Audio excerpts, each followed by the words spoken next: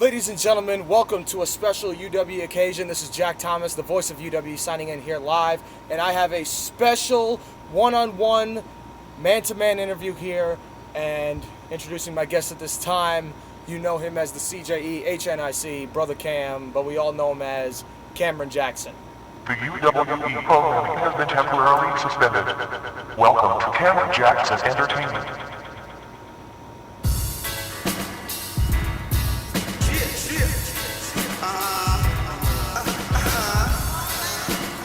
Jackson, thank you very much for joining us at this time.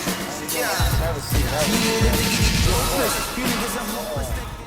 Well, first off, Mr. Jackson, I'd like to thank you for donating your time to answer some of the questions here that the UW Universe and myself have been wanting to know for the past couple of weeks now.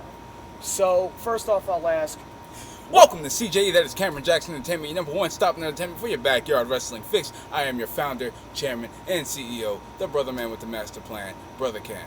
Continue. Sorry about that. Not a problem at all. Now, first off, let's, review everything that's happened and that's transpired to the beginning of this, I don't know if you want to call it a downward spiral, but maybe a revelation of things. It really all began at Dead Man's Hand in the triple threat match for the UW World Heavyweight Championship, where you believe that a majority, if not all the viewers in the live stream were not supporting what was a couple of weeks prior a popular trend for CJE for WHC. Would you like to? Yes, because you know what the issue is? The issue is when every time in this community when somebody puts something out, it catches on like that, wildfire. Everybody's on it. But then the second it's there to be in effect, everybody drops it and brings up the next best thing. Now the next best thing in this scenario happened to be the return of Insanity, which, you know what? He's coming back. You got your wish. The UW really did what they could to make that happen for you guys. But the thing that really pissed me off is that why in my match? Why in the most entertaining match of the night? Why in the match that we all, not just we as a staff, we all as a community, as fans and performer, put together, and we all, our moment, so to speak, our moment to finally shine and prove that we belong where we were. I just wanted to know why, and that really was a spit in my face, and that was leading up into the huge crossover event, Best in the Yard, which made me not even want to go to Best in the Yard. But you know what? Not for them, but for me, and for the two guys in the car with me, I went down to Best in the Yard. That's it. Yeah. Well, Best in the Yard, you were victorious, but that brings us to when we saw you next on Backyard Wrestling, which was UW Lockdown episode 22, where you were announced in a tag team match against Adnan and Everett Creed, and you had a mystery tag team partner, and it turned out to be Rick Rios. How exactly did you find Rick Rios, and how did that all transpire? On Twitter, once again, no support. Me pumping up Underground Tuesdays, no support whatsoever. I was looking around for a partner in the UWE locker room, and I know there's not much of a wall here anymore. I'm surprised you're actually staying like you are, but you're doing a good job. But the thing about it is, I tried to make it seem as if there was a wall there, and I tried to look into every next best possibility. I even had Revan as a number one partner for a few weeks. If you saw the last episode of Lockdown, he proved himself. But the thing about that is, I was like, you know what? If Revan is my partner, they already know it. Why don't I put the wall back up? I brought back Rick. And it was a great moment, a little great feel-good moment. There was a little mark out in the comments. Yeah, it absolutely was. And during that tag team match, it looked like Rios and yourself would have picked up the win on Creed. However, the thing about it is, we were on the same page, and this is where I have to say that wall or no wall, this is where stuff gets real. This is where shit hits the fan, because I have an agenda, and anybody who's ever wrestled with me knows that I'm not the toughest guy to wrestle with. I'm not the toughest guy to be in there with. But the thing about it is, we have a respect border. And once that respect border gets... Oh, just a moment, sir. Fucking leave it to UWE to host a fucking interview. Really? Yeah, Oh, really? because they want to have everything set up, right? Just because it's a CJE interview, you want to let the lights go out? You want to turn my fucking show off? Okay. I do apologize. All right, well, you fucking apologize. All right. Hey, we got Yeah, some and time have to fun bleeping all that fucking shit out. Yeah. Go ahead. No, I was talking, wasn't I? You were. I was talking, the respect border. That's been crossed again. Yeah. It's not fucking funny, Jack. Apologize. And I said I was going to stop drinking. And look at you. Look what you did. You made this sponsored by Rolling Rock. Either way, back to what I was saying. The respect border got crossed. And in all seriousness, I like to have some professionalism go on. And what happened at the end of that match was not planned. And that is what pissed me off. I could tell. I'm waiting for that light to go off again. I mean, there's been a lot of issues that have been going on now between you and Rick Rios. And I think it all, once again, was rooted from the issue that happened at Dead Man's Hand. So it really looked like you just had enough and snapped after the Superman punch that was very controversial, whether that sealed my fate. He punched me in the face on purpose, and you know it. It's insubordinate, and it's childish. But the thing about it is he punched me in the face, Jack. What was I supposed to do? And first off, the thing about it is, the reason why I snapped, so it wouldn't have been so bad. A mistake happens. A mistake, you know what, hey, you know what? We're tagging up. Somebody ducks you, deck me. It's not the first time I've ever been pinned in my life. Not the first time. But the thing about it is, the community, like I said before, they latch on to something when it's right there. And they latched on to Rick Rios. And I saw everybody getting all happy. And the second he punched me in the face was more reason for me to say, you know what? Fuck the community. Fuck Rick Rios. And fuck the UWE. So I did what I had to do. And that's it. And then he's going to talk about me? Me? My taxes? My taxes, Jack? Uncle Sam owes me 40 acres and a mule. And he ain't give me shit. As much as I've done for this fucking country, and you're going to talk about my taxes? My taxes. Bullshit. Well, that actually brings up what I was going to ask you next. You kept mentioning how Rick has discussed your taxes. How exactly has Rick Rios mentioned your taxes, whether on or off UW programming? There's a problem. There's a buyout that was supposed to happen because the CJE isn't necessarily making it well in the BOOKS right now. All right?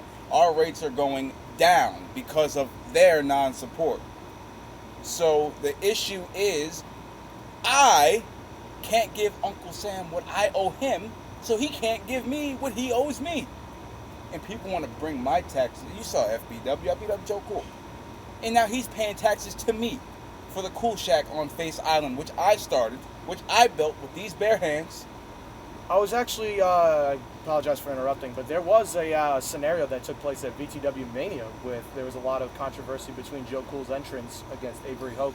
I feel like, correct me if I'm wrong, if that was adding fuel to the fire with your match against Joe Cool. Oh yeah, at FBW. because nobody wanted to realize that I've done the music medley first. It's actually on this channel that we speak on live tonight. If you look back at Ultimate Redemption, I did it first. I did it best. And if you guys want to give credit to Joe Cool,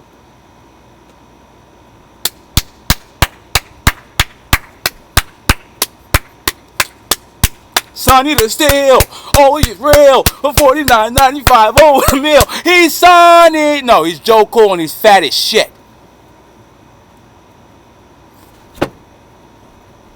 Fucking hat. Well, I just hate that. I hate when people take one thing and they twist it around. But let's talk about Rick Rios, Jack. Let's talk about Rick Rios because now I'm thinking about putting my fist in his face right now. Well, I was actually just about to say that because now it looks like, based on the episode of UW Lockdown last Tuesday night, that it is official that you and Rick Rios will be colliding for the second year in a row at UW Abomination. But only this time it's not going to be a ladder match. It's going to be a match that is heavily in your favor, a Gremlin City street fight. Yes, and the thing about the Gremlin City street fight is that anybody can show up and hear the word street fight, pick anything in the yard, and start swinging. But when you put those two words, Gremlin City, in front of it, that automatically invokes some sort of fear. Fear that you can't find. You come out there confident. You come out cocky. You come out saying, I'm going to beat Cameron Jackson's black ass to the fucking white meat. But guess what? Guess what? I take the punishment and I dish it right back. And that's when you realize I'm getting sick of this fucking company. I'm really getting sick of it. I gotta share my damn time slot with this fucking place. Who the hell's paying the bills around here? Good question. So, The Chico leaves the site and doesn't. Either way, Yeah. like I said, the Gremlin City Street Fight, one of the most brutal matches you can have, and it's because of the fact that me, a purebred entertainer, gets down and dirty and works with his hands for one night, one match, and that's that Gremlin City Street Fight. well, speaking of down and dirty, and you mentioned the Chico, as a matter of fact, one of the, I don't know if this was the first Gremlin City Street Fight or even the latest Gremlin City Street Fight, was that Road to Destruction last year where you took on Dirty Chico and you were victorious. How do you think that the Gremlin City Street Fight is going to differ this time around? It's not. I was victorious last time. I'm gonna be victorious this time. What the fuck do you think is gonna happen? Well, yeah. I mean, I'm like, honestly, Rick Rios, he's fat as shit. I mean, I'm not gonna have any problem beating up him and his fat ass and taking him out to the woodshed. Because he's a fat ass and he tries to throw a punch. I duck, he's slow because he's a fat ass and he can't swing a punch and catch me right in the face. So I'm gonna kick him right in his chin, which is gonna jiggle down to his fat ass, and I'm gonna win via Afro Shock, via Black Toe Splash, and via 1, 2, 3. Well, that brings me to my next question, because at a UW Abomination, you defeated Rick Rios last year. However, it was not by a pinfall or even a submission or even climbing the ladder, which was the original stipulation for that match. There was actually a rather unfortunate incident that took place with Rick Rios, and that was the controversial trash can lid shot. And how is this year at Abomination going to differ from last year? It's not. I don't even want the match to start again. The second somebody tells me, Jackson, are you ready? Is the second I go for the kill. Rick Rios is always ready for assault. Got the SWAT vest. And if he's smart, you better leave that SWAT vest at home. Because the second I see that vest, I'm pulling out the gun that he doesn't see coming. And that bullet, he cannot stop. That bullet will come from 25 feet in the air. Specialized, special ops, specially owned by the CJE. Very well. So, with that being said, I just have one more question to ask. After UWE Abomination, after it's all said and done between you and Rick Rios, we are on the road to redemption beginning at All Out Survival. What are your plans for All Out Survival, as well, perhaps for the plans for the CJE on the grandest spectacle in all of backyard wrestling, Ultimate Redemption? Well, Jack, the way I see it is, there are no plans for Ultimate Redemption. They're lucky if I'm even there. They're lucky if it's even All Out Survival. They're lucky if I even stay after Abomination. They are lucky.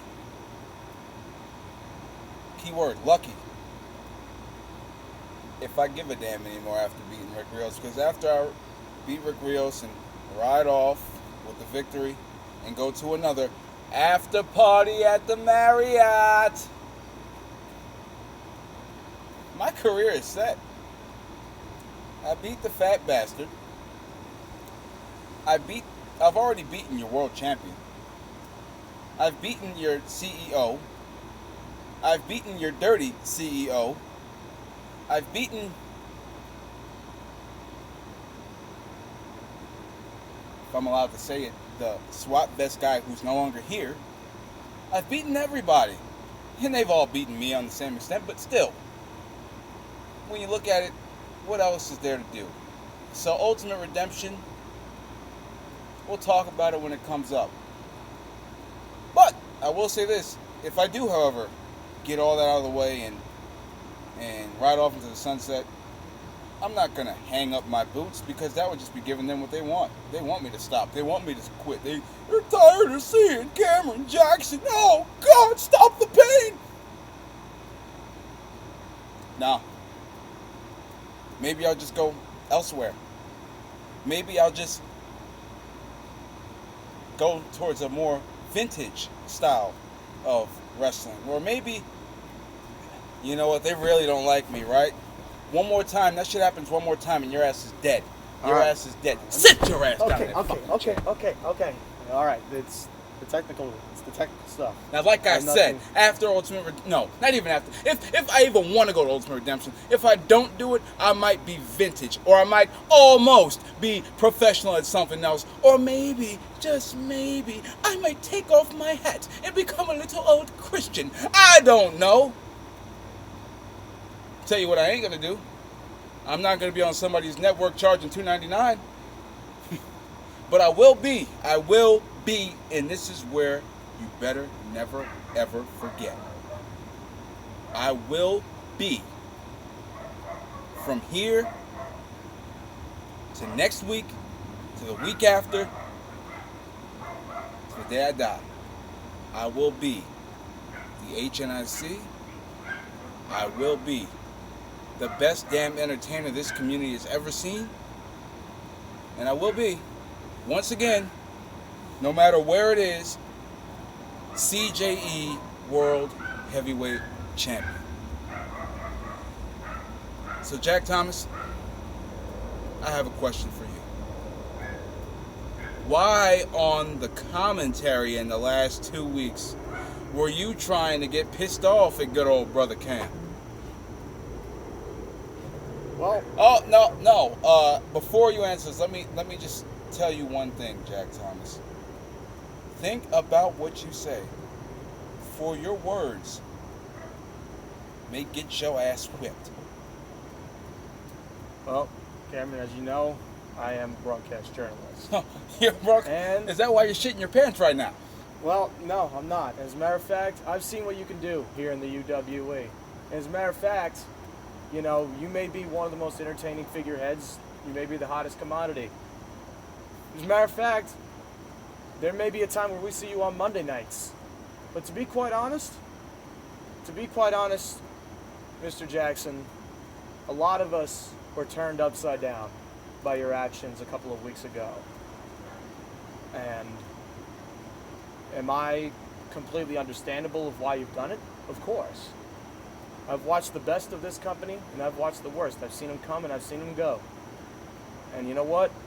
The fact that you and Rick Rios are going to go to war at UW Abomination? Damn right. Absolutely. It's going to be an honor to call. And no matter who wins, it's going to be a 5-star performance.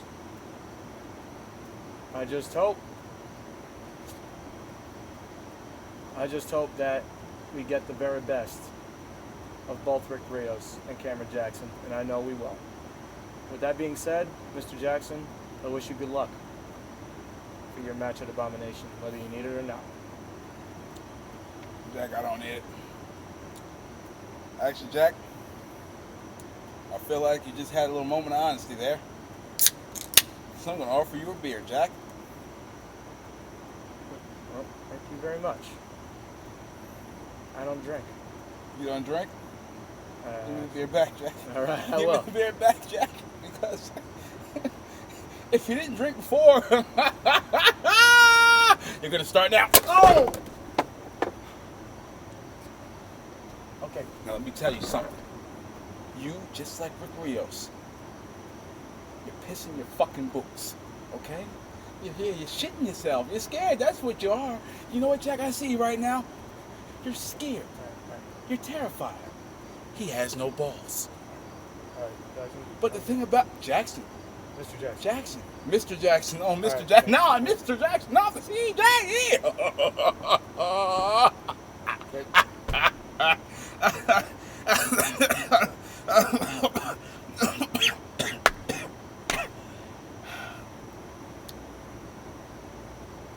Jack Thomas. I said Jack Thomas. Jack. Yes. Yes. We should do more of these. This is pretty fun. Absolutely. This has been the Cameron Jackson and Jack Thomas exclusive, and we will see you next time because we're going to sign off before this light goes off. So, with that being said, Mr. Jackson, thank you very much.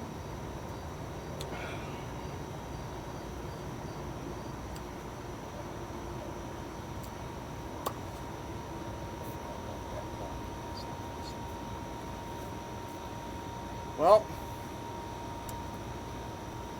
absolutely. Oh, what a freaking asshole. Oh, anyway, it has been an honor to call this interview with Cameron Jackson. What an asshole. Anyway. Whoa, Jack, what'd you say? I didn't say. I'm what? I didn't say. I'm what now? I didn't. I just. I'm what? I didn't say. I didn't. I'm say, what? I'm what? Jack. Whoa! Whoa, it's okay. It's all right. It's all right. It's all right. Good. Jack, don't you know I got 27 people living in my head, and 26 of them want to beat the hell out of you?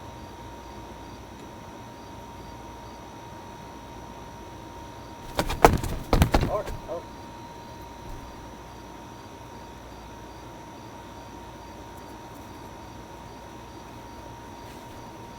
One of them's deaf. And I wasn't gonna come back in here till you called me an asshole, but I forgot to do my thing. This has been entertaining 21 minutes, 22 minutes. So until next time, Brother Cam, out.